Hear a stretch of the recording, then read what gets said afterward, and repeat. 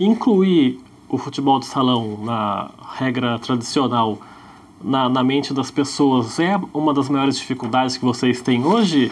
Porque quando você fala em futsal, para as pessoas, elas vão lembrar logo desse que está aí. Como é que vai se adaptar isso para as pessoas?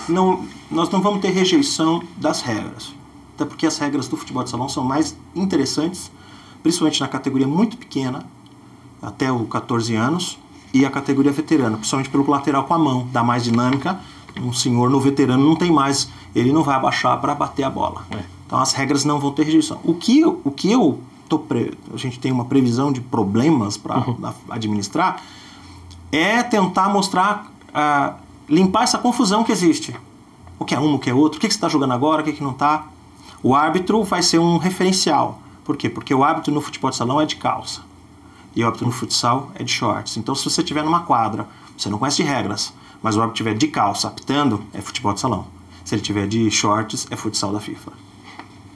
Esse, por exemplo, visualmente é uma coisa. Agora, nós vamos tentar convencer um menino a jogar, né, ou mostrar para ele, ou mostrar ou fazer uma entrevista como essa e tentar definir o que são coisas diferentes. Eu acho que esse é um grande desafio. A gente tem que ter um grande instrumento na mão de internet, redes sociais, um belo site para mostrar. Nós somos a MF e nós somos futebol de salão. Aquele antigo, mas só que agora ele está também mais evoluído. Ele teve evoluções. A MF não ficou parada no tempo. Ela melhorou. A FIFA também não melhora os seus aspectos. Nos anos 80 existiam muitas regras diferentes do futebol de campo, que é o esporte maior da FIFA. Ela também evolui. Os campeonatos brasileiros não evoluem de regras, de regulamentos, evolui. A MF também evoluiu. Então, pode também não ser uma boa estratégia falar, é aquele futebol de salão antigo. É que no Brasil, talvez o primeiro impacto teria que ser assim.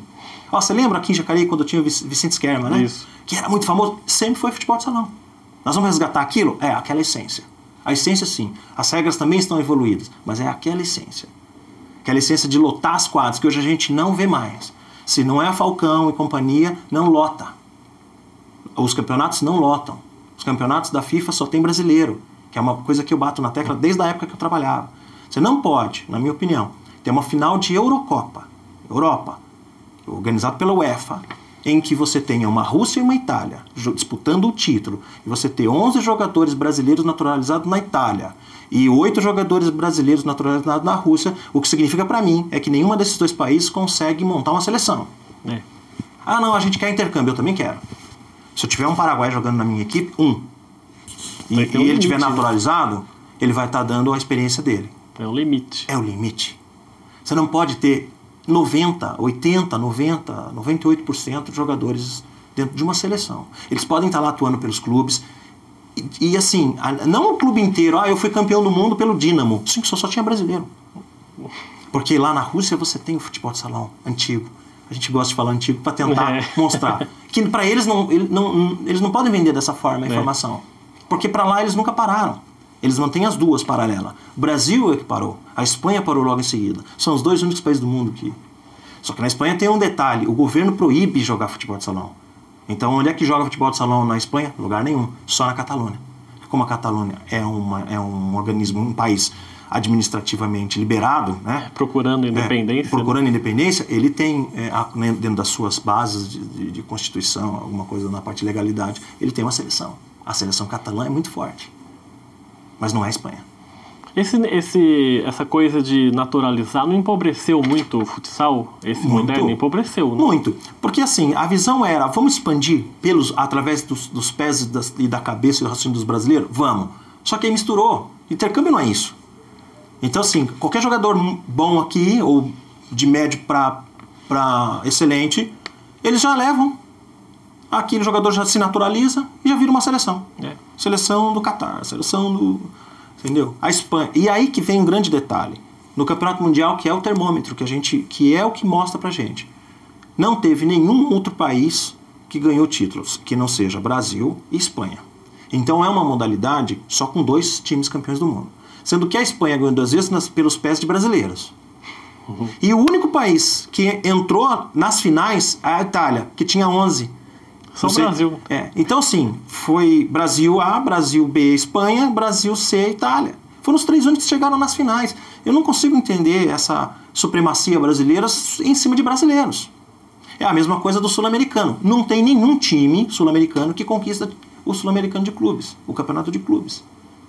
Só Brasil. É muito bom para o Brasil? É, mas não é bom para o esporte. Como brasileiro, a gente quer ganhar tudo. Podem falar assim, mas a NBA, o basquete americano ganha tudo. Sim, mas aí é um outro nível. E outra, basquete é organizado pelos basqueteiros, por quem gosta de basquete. É que nem os rugbyers. O rugby eles é organizado... têm a liga deles. Né? Então, quando você tem um futebolista metendo o bedelho no futsal ou no futebol de salão, não vai dar boa coisa. Não vai dar coisa certa. Porque você está nas mãos dos futebolistas, aí não dá. E os principais títulos? Você falou dos 2 mundiais, né, nos anos 80. Quais foram, além desses, os mais importantes do futebol de salão antigo? Os principais títulos? Na época da CBFS foram muitos títulos, né? O esporte estava se formando, né? Eu costumo dizer que são eras, né? Porque assim, não importa a modalidade, importa... ela continua tendo a mesma vertente, mas a administrativa dela que é diferente. Antes da CBFS era a CBD, que cuidava de tudo, a Confederação Brasileira de Esporte. Ganhou muitos títulos nesse período. Desde a formação da primeira seleção brasileira de 69 até 1979, foram 10 anos de muitos títulos, de poucos campeonatos disputados. Não teve nenhum mundial nesse período. O primeiro mundial foi em 82, você vê que é uma modalidade recente. O chão ainda era chão de taco ainda. Tinha e jogava até em cimento, né? Então assim, você pode encaixar aí sul-americanos, vários torneios, muito mais na América do Sul. Com a formação da Confederação Brasileira em Fortaleza, já teve o primeiro mundial, que foi em São Paulo, em 82, o Brasil ganhou. Mas ele tinha sido campeão em 80 no Pan-Americano do México. Então, até 1990, a estrutura era outra, eles conseguiram conquistar todos os títulos. Perderam o de 88.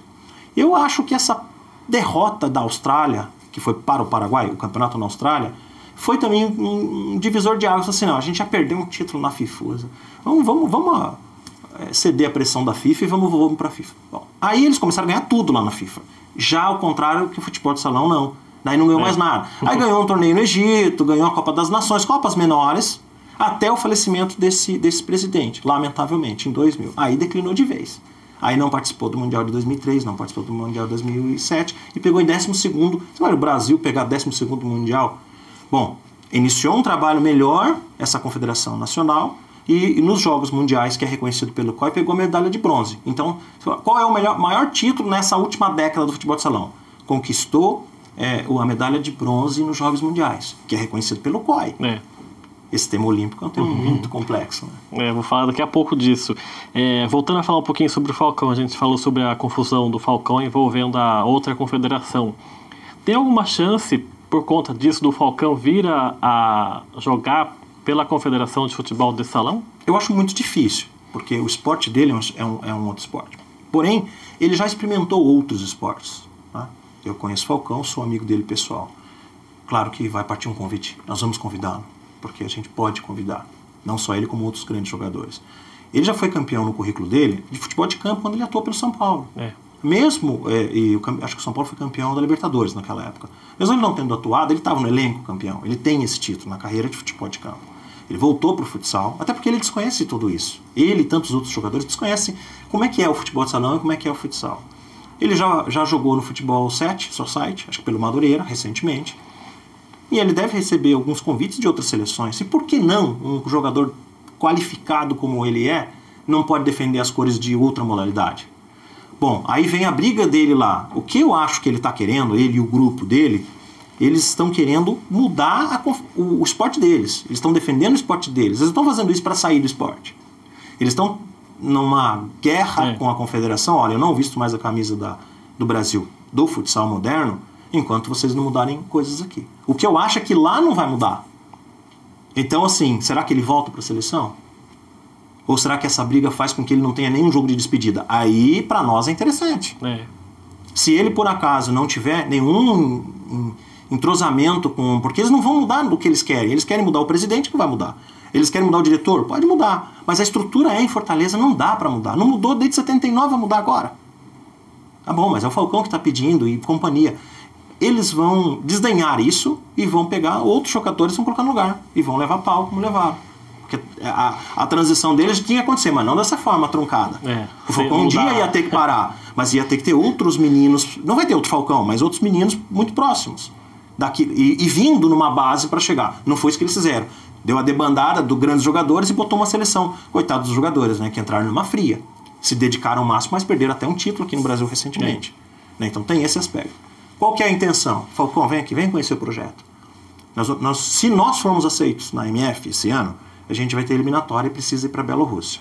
Tentar o tri mundial. É um outro campeonato mundial que você pode ter, um outro cenário.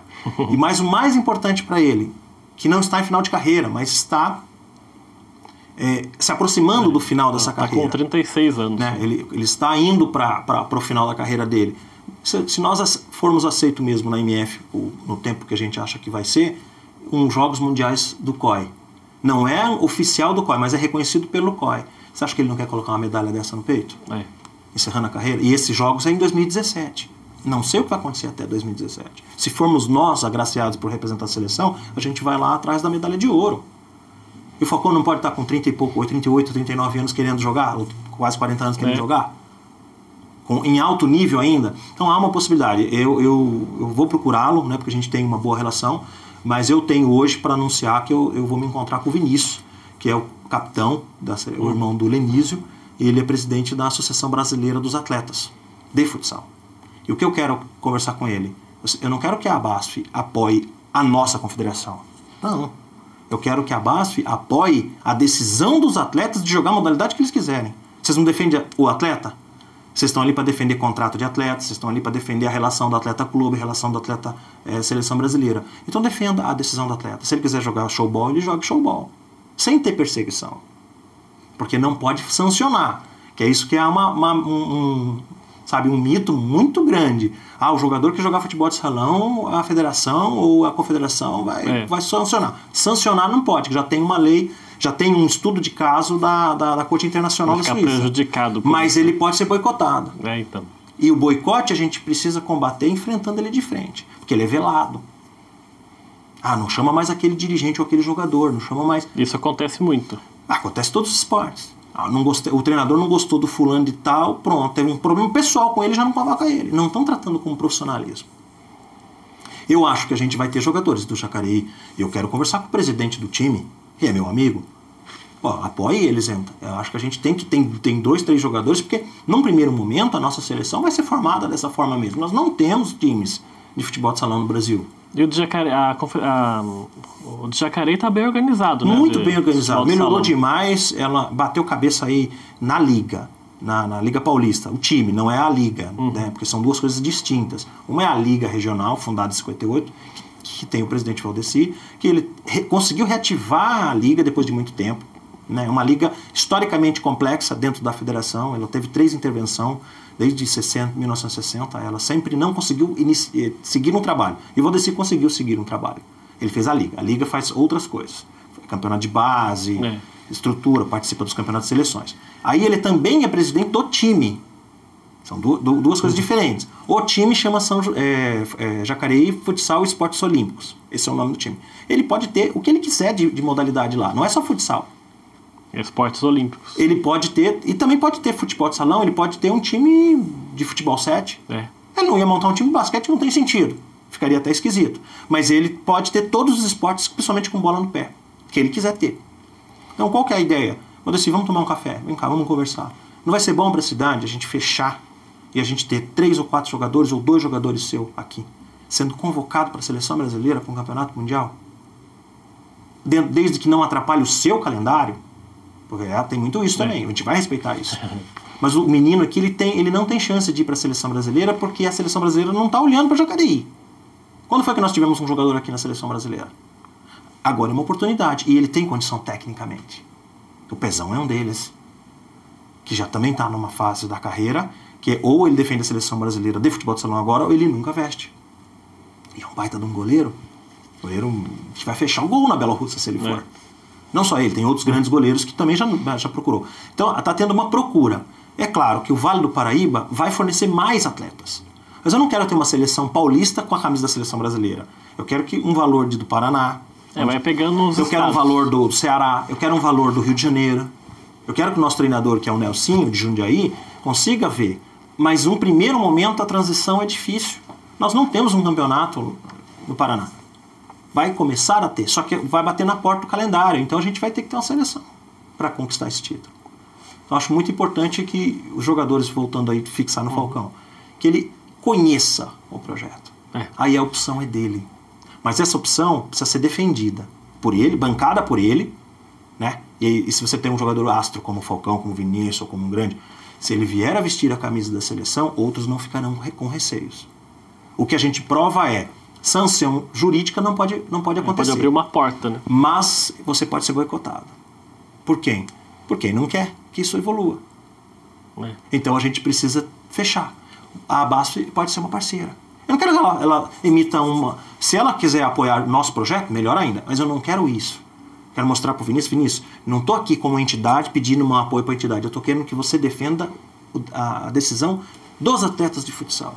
Porque nós vamos precisar dos atletas de futsal. Não existe atleta de futebol de salão no Brasil. Se existe, são muito poucos. E é por isso que a seleção cai bastante. Há muita raça, muita vontade. Mas tecnicamente a gente fica abaixo. Não pode, é um universo muito pequeno o futebol de salão ainda, que é o que a gente quer fazer crescer. E sobre a Olimpíada, qual é a expectativa de integrar o futebol de salão na disputa de um eventual Jogos Olímpicos? Como é que está essa situação? Quando que o futebol de salão vai ser olímpico? 2100, talvez? Nós não estaremos aqui para ver. Então, mas a gente tem que começar o trabalho. O cara de 1924, quando ele perdeu a chance do rugby em seguida, você acha que ele desanimou?